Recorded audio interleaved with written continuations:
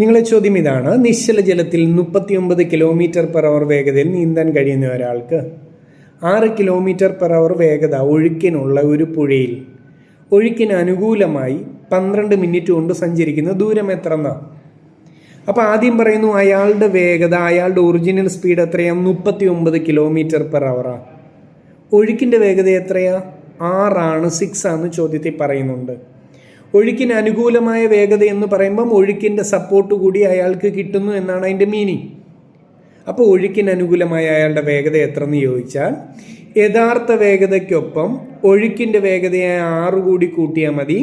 ഒഴുക്കിന് അനുകൂലമായ അയാളുടെ വേഗത എത്ര എന്ന് ചോദിച്ചാൽ നമുക്ക് പറയാം 45 km/h.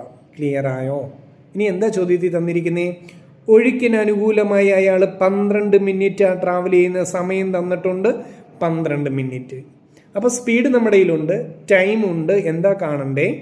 അയാൾ എത്ര ദൂരമാണ് സഞ്ചരിക്കുന്നതെന്നാണ് കാണണ്ടേ. ഡിസ്റ്റൻസ് കാണാൻ സ്പീഡ് ഇൻറ്റു ടൈം ചെയ്താൽ മതി അല്ലേ? ഇവിടെ എന്തെങ്കിലും പ്രശ്നമുണ്ടോ? പ്രശ്നം മറ്റൊന്നുമല്ല.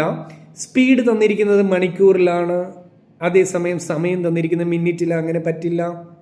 ഡിഫറെൻറ്റ് ക്വാണ്ടിറ്റീസിലാണ് കാര്യങ്ങൾ കിടക്കുന്നത് അല്ലേ? അപ്പോൾ എന്താ ചെയ്യുക?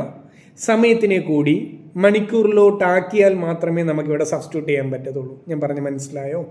അപ്പോൾ നമുക്ക് മിനിറ്റിനെ മണിക്കൂറിലേക്ക് കൺവെർട്ട് ചെയ്യേണ്ടതുണ്ട്. 60 മിനിറ്റ് ചേരുന്നതാ 1 മണിക്കൂർ. അപ്പോൾ ഈ 12 മിനിറ്റ് എത്ര മണിക്കൂർ എന്ന് ചോദിച്ചാൽ 12/60 മണിക്കൂർ എന്ന് പറയാം. ക്ലിയർ ആയോ? ഇനി സബ്സ്റ്റിറ്റ്യൂട്ട് ചെയ്യാലോ? ശരി, പറഞ്ഞോളൂ. ഡിസ്റ്റൻസ് കാണാൻ സ്പീഡ് എത്രയാ? 45 ആണ്. സമയം എത്രയാ? 12/60 മണിക്കൂറാ. ഓക്കെ ആണോ? ക്യാൻസലേഷൻ എങ്ങനെയാ? 12ഉം 60ഉം വെട്ടിക്കളയാം, 5 താഴെ വരും.